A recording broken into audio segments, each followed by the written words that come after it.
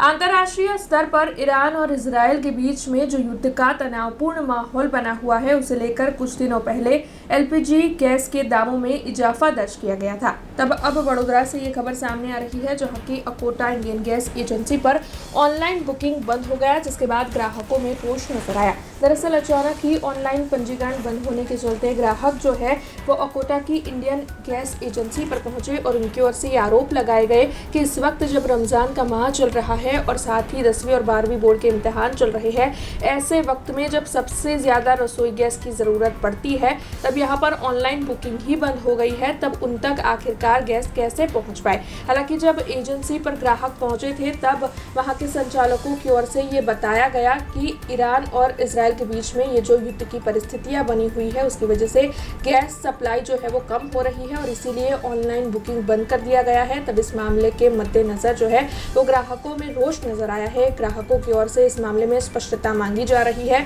तब अब देखना यह है कि गैस एजेंसी के लिए ऑनलाइन बुकिंग सिस्टम आखिरकार फिर से कब शुरू होगी और ग्राहकों तक गैस सिलेंडर कब पहुंच पाएगा।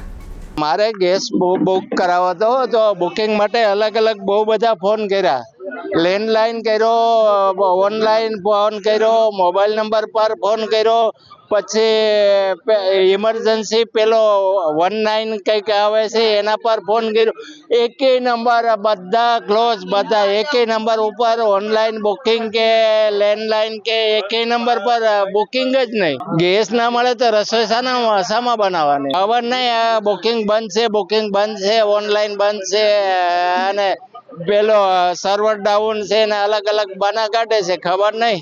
एक्चुअली आज सवार में मैं बोटल बुकिंग करतो तो बोटल बुकिंग थया नहीं, तो मैं अहींया आव्यो ऑफिस पर, तो मैंने एवं कीधुं कि आ वॉर चाले छे एना लीधे बोटल बुकिंग थता नथी।